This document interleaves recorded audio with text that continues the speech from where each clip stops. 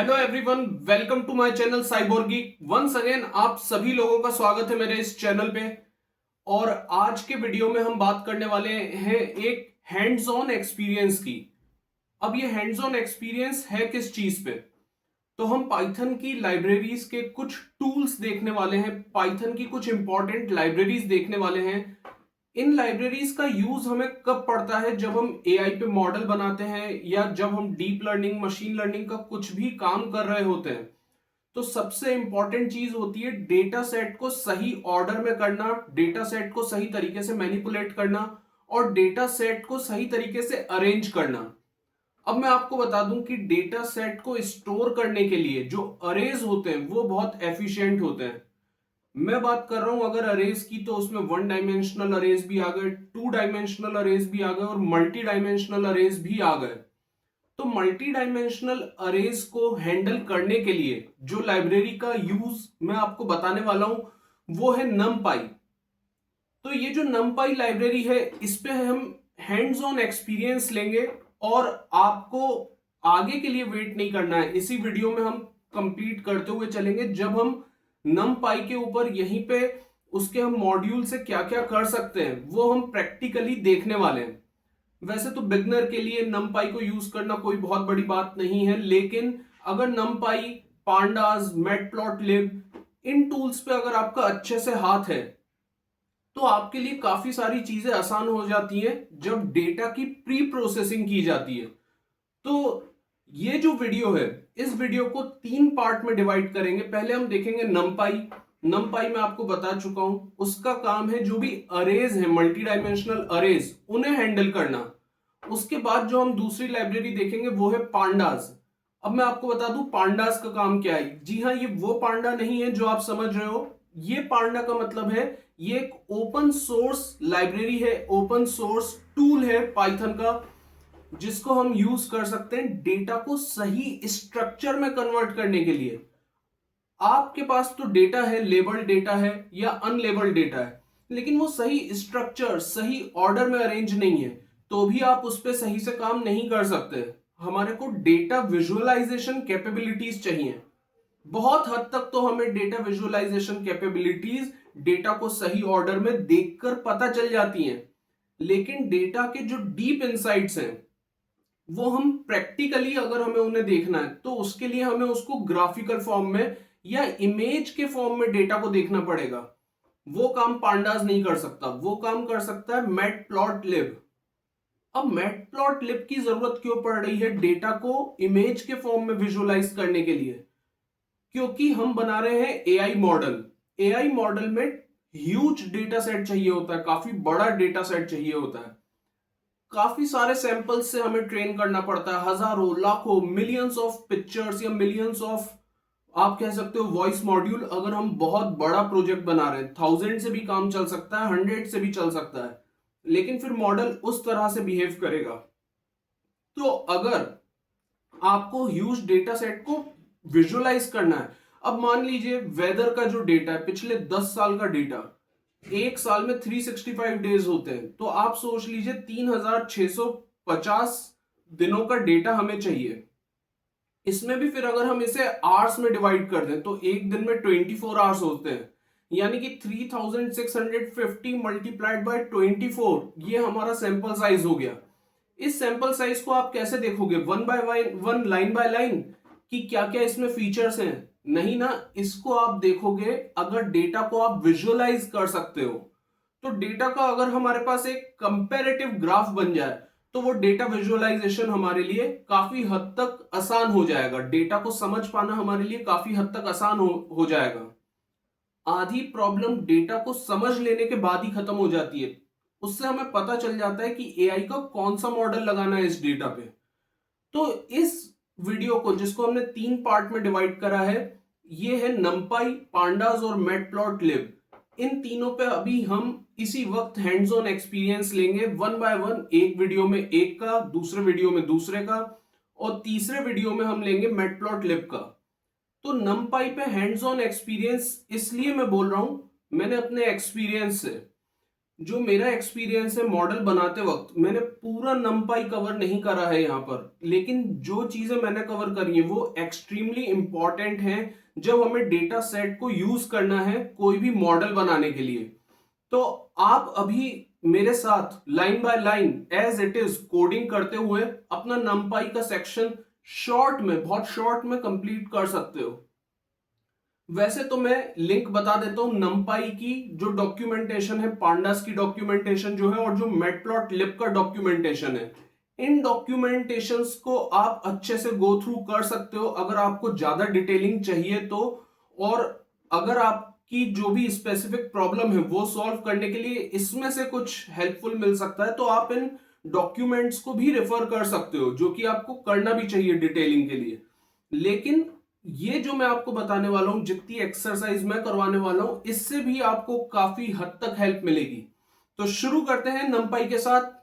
अभी हमने देखा कि एक ऐसा एनवायरनमेंट कैसे क्रिएट करना है जिसमें कि वो सभी लाइब्रेरीज हों जो हम यूज़ करना चाहते हैं। और उसमें से जो पाइथन की मोस्ट इम्पोर्टेंट लाइब्रेरीज हैं मशीन लर्निंग और एआई और डीप लर्निंग के मॉडल्स बनाने के लिए, वो है नमपाई, पांडा और मैटप्लॉटलिब। तो अब हम इस लेक्चर में एक एक कर कर उन लाइब्रेरीज को एक्सप्लोर करेंगे, उनके कुछ बेसिक फंक्शंस को जानेंगे। अगर पाइथन में कोडिंग नहीं भी आती है तो that's not the reason to worry, उसमें कोई टेंशन लेने की बात नहीं है। हम one by one, line by line code देखते हुए चलेंगे, क्योंकि कोडिंग को लेकर हमें इतना वरीड इसलिए नहीं होना है क्योंकि इसमें बने बनाए फंक्शंस हैं इन लाइब्रेरीज में। हमारे को बस वो फंक्शंस आने चाहिए और उन्हें भी बाय हार्ट मेमोराइज नहीं करना है। उन फंक्शंस को भी बाय हार्ट लर्न नहीं करना है। वो हम बार बार जब करते रहेंगे, जब जब हम कोई प्रोजेक्ट बना रहे हैं तो इन चीज़ों का यूज़ करेंगे, तो वैसे भी फिर हमारी उससे प्रैक्टिस हो जाएगी। लेकिन हमारे को एक बस बेसिक आइडिया होना चाहिए कि ये काम कैसे करता है। तो स्टार्ट करते हैं सबसे पहले नमपाई से। तो जुपिटर के लिए हमें एनवायरनमेंट में नमपाई, पांडा, साइकिट लर्न, ये सब कुछ उस एनवायरनमेंट में डालना पड़ा। लेकिन गूगल कोलैब में ऐसा नहीं होता है। यहाँ पे हम सिंपली इंपोर्ट फंक्शन का यूज़ करके कुछ बेसिक लाइब्रेरीज को कॉल कर सकते हैं। उनके लिए हमें ज़्यादा हसल गूगल कोलैबोरेटरी में नहीं करना पड़ता है। तो स्टार्ट करते हैं रन टाइम ऑन करके। आप देख सकते हो अभी ऑरेंज कर्सर है, जैसे ही यहाँ पे ग्रीन टिक लग जाएगा that means run time is on. Run time हमारा ऑन हो चुका है। अब हम स्टार्ट करते हैं विद द नमपाई लाइब्रेरी। तो नमपाई लाइब्रेरी में आप इसके नाम से ही समझ रहे होंगे, अभी तक तो ये हमें इन्वायरमेंट में यूज़ करना है ये देखा था, लेकिन अब हम इसकी प्रैक्टिकल एप्लीकेशन देखेंगे। नमपाई आप नाम से ही समझ रहे होंगे, ये न्यूमेरिकल्स को हैंडल करने के लिए बना है ये वाली लाइब्रेरी। तो सबसे पहला हमारे को जो बेसिक काम करना है वो इसे इंपोर्ट करना है। इसको हम इंपोर्ट करेंगे एज एनपी। अब सब जगह हम एनपी का यूज़ करेंगे।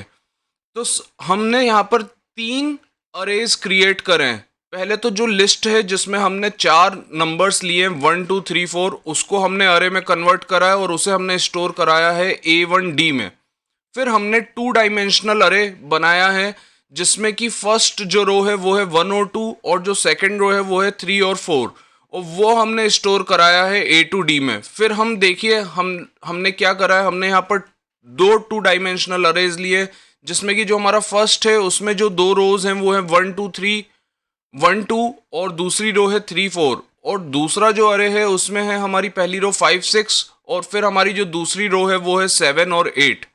तो इसको मैं रन कर लेता हूँ। ये बहुत जल्दी रन हो गया। और अब मैं यहाँ पर A1D, A2D और A3D जो मेरा क्रिएशन है, जो अभी मैंने नंबर्स को अरे में कन्वर्ट करा है, जो लिस्ट को अरे में कन्वर्ट करा है, तो यहाँ पे मैं उसे देख सकता हूँ।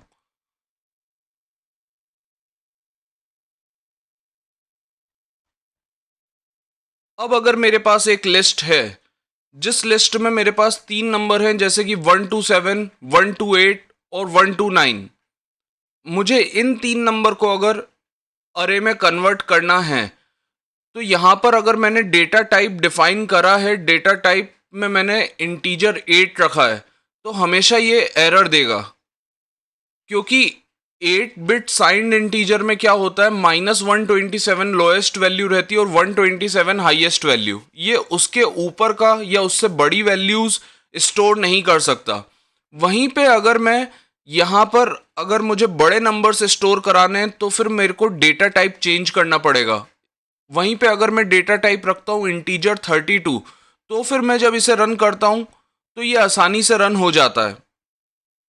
अब अगर मैं y को देखना चाहता हूँ कि इसने वैल्यूज स्टोर करी है या नहीं, तो मैं देख पा रहा हूँ कि अब इसने उसे अरे में कन्वर्ट कर दिया है। तो जितना बड़ा नंबर होगा हमारे को उस हिसाब से हमारा डेटा टाइप चूज करना पड़ेगा। तो हम अभी हम बहुत आसान आसान से फंक्शंस देख रहे हैं, क्योंकि जैसे जैसे हम आगे बढ़ते जाएंगे वैसे वैसे हम इन फंक्शंस से और इन फंक्शंस का यूज लेकर बड़े बड़े प्रोजेक्ट्स पे काम करेंगे। अब ये कुछ बेसिक से फंक्शंस हैं, इसको बिल्कुल मेमोराइज करने की ज़रूरत नहीं है। जैसे np.arrange, यहाँ पे मैं 10 लिखूँ या 100, तो ये सिंपल हमें क्या करेगा, 10 नंबर्स की अरे बनाकर दे देगा 0 से लेकर 10 तक। np.arrange में मैं अगर चाहूँ तो यहाँ पर बता सकता हूँ कि 2 से लेकर मुझे कहाँ तक जाना है। मैं रेंज डिसाइड कर सकता हूँ। यहाँ मैंने मिनिमम वैल्यू 2 दे दी है, मैक्सिमम 10 दे दी है, और सबको मैंने डेटा टाइप फ्लोट बताया है।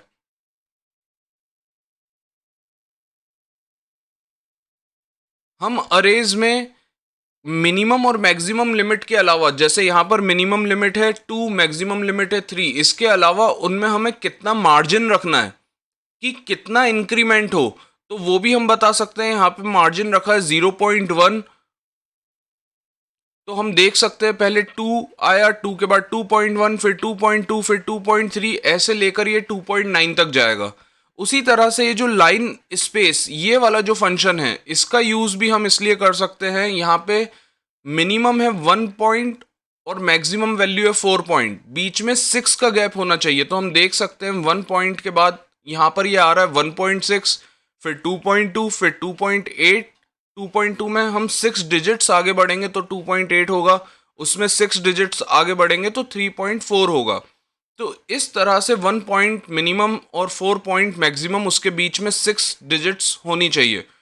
6 डिजिट्स से वो आगे बढ़ना चाहिए, तो इस फंक्शन से हम वो ऑपरेशन परफॉर्म करवा सकते हैं।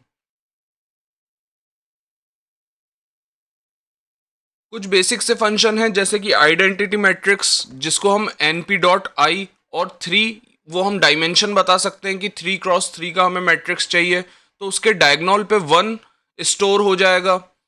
यहाँ पे अब हमें np.i 3,5 सिर्फ 3 रोज चाहिए और 5 कॉलम चाहिए, डायगोनल पे 1 होना चाहिए। तो ये कुछ बेसिक से फंक्शंस हैं।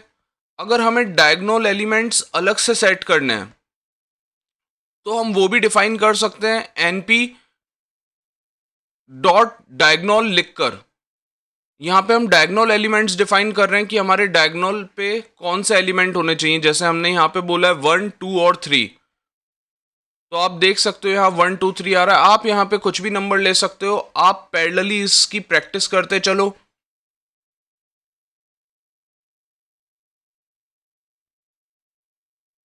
हम यहाँ पे कुछ भी जो हम डायगोनल पे नंबर देखना चाहते हैं वो हम ले सकते हैं। अब आप मुझे बताइए, इस चीज़ के लिए आपको कोई हार्ड एंड फास्ट कोडिंग चाहिए? नहीं चाहिए। तो यहाँ पर कुछ बेसिक से फंक्शंस हैं जो आपके लिए जानना ज़रूरी है। अब यहाँ पे हमें डायगोनल एलिमेंट चाहिए और उसके अलावा एक रो चाहिए, तो हम कॉमा लगा के वो लिख सकते हैं। तो आप देख सकते हो कि 3x3 तक तो यहाँ पर 1, 2, 3 है, लेकिन उसके अलावा एक और रो नीचे है जो कि है जीरोस की।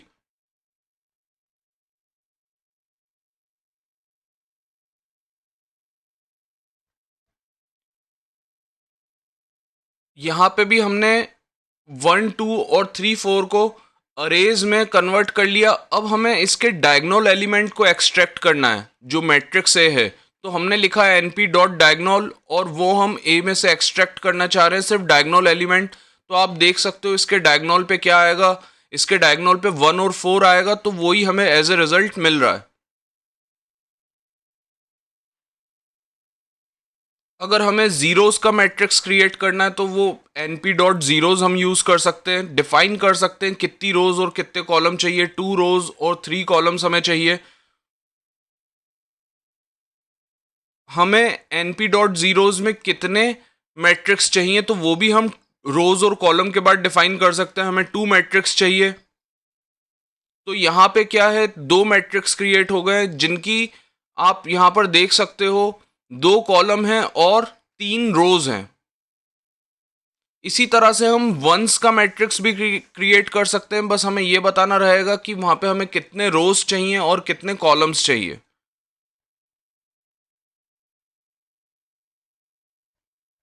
numpy डॉट रैंडम से हम इंपोर्ट कर सकते हैं डिफॉल्ट अंडरस्कोर RNG। ये इसमें डॉट रैंडम मेथड यूज करके हम रैंडमली कोई से भी नंबर्स इसमें इनपुट करवा सकते हैं। तो हमें 2 रोज और 3 कॉलम्स का एक रैंडम मैट्रिक्स चाहिए, तो हम सिर्फ ये कमांड देंगे और ये रैंडमली नंबर्स को फुलफिल यहाँ पर कर देगा। np डॉट इंडाइसेस, ये फंक्शन में हमें ये बताना है कि कितनी रोज और कितने कॉलम, और उसके बाद ये सीक्वेंस से उसमें नंबर भर देगा, जैसे 0 फर्स्ट रो में, 1 सेकेंड रो में, 2 थर्ड रो में, और यही सेम काम ये कॉलम्स के साथ भी करेगा, 0 1 और 2।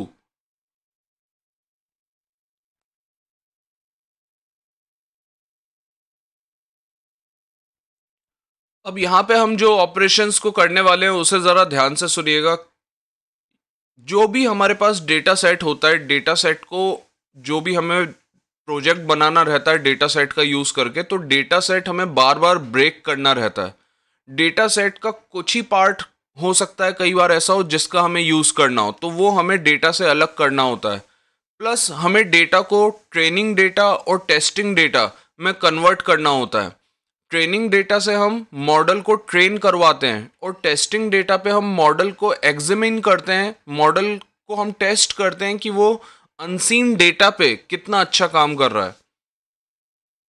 तो यहाँ ये जो numpy के जो फंक्शंस हैं जिससे हम डेटा स्लाइसिंग करेंगे, तो इसको हम देख लेते हैं। पहले हम लिस्ट है जो 1 2 3 4 5 6, इसको हम एक अरे में कन्वर्ट करके ए में स्टोर करा देते हैं।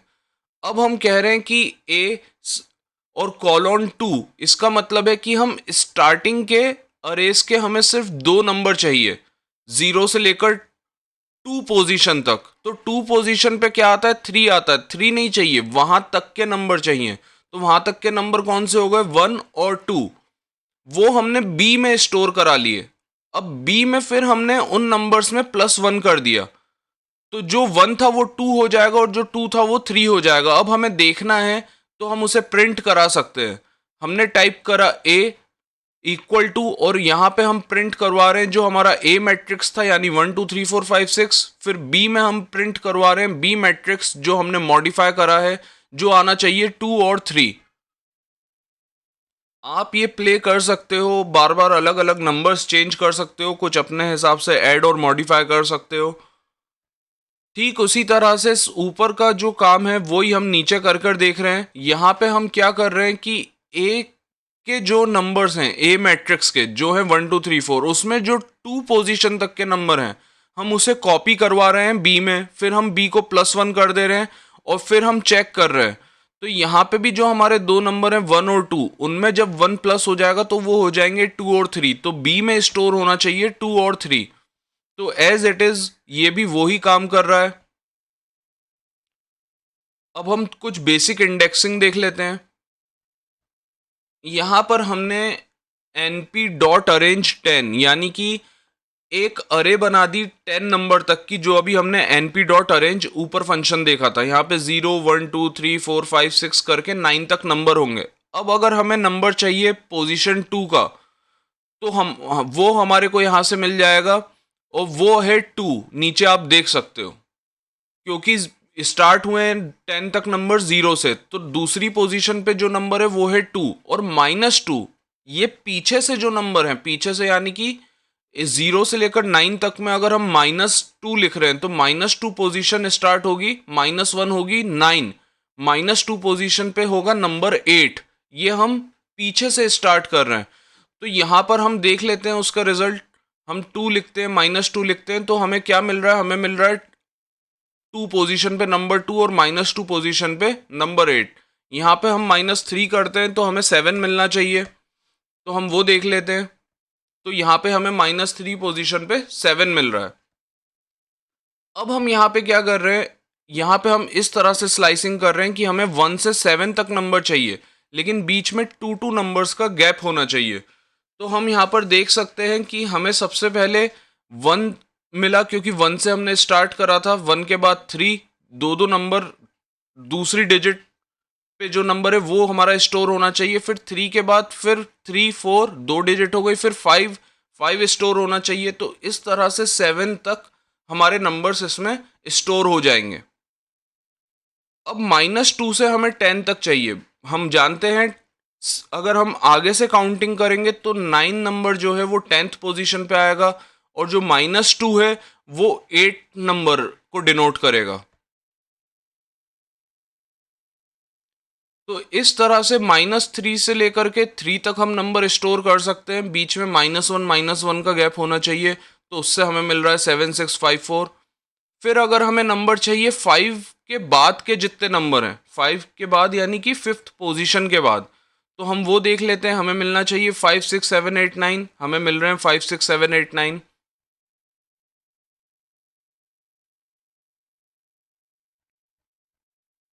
तो ये कुछ बेसिक फंक्शंस हैं, इसको हम देख सकते हैं। अब हम एक अरे बना रहे हैं 2 डायमेंशनल, जिसमें कि 1 2 3 4 5 6 हमारे ये दो, इसको हम डिफाइन कर रहे हैं। इसका हम शेप देख लेते हैं। शेप है हमारा 2 रोज है, 3 कॉलम है और एक मैट्रिक्स है हमारे पास।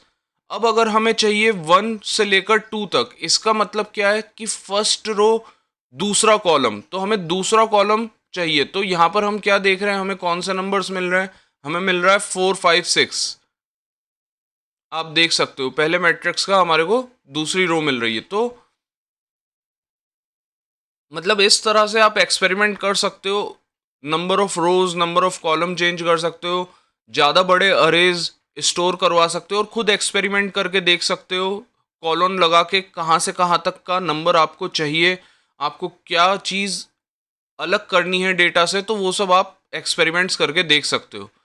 तो अब नेक्स्ट लेक्चर में हम कुछ पांडास के फंक्शंस देख लेते हैं, जिस तरह से हमने नमपाई के देखे।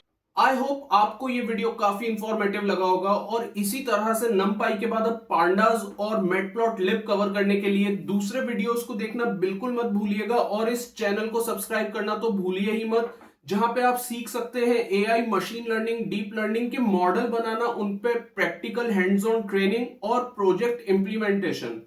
तो आज के लिए इतना ही। थैंक यू, आपका दिन शुभ रहे, फिर मिलते हैं।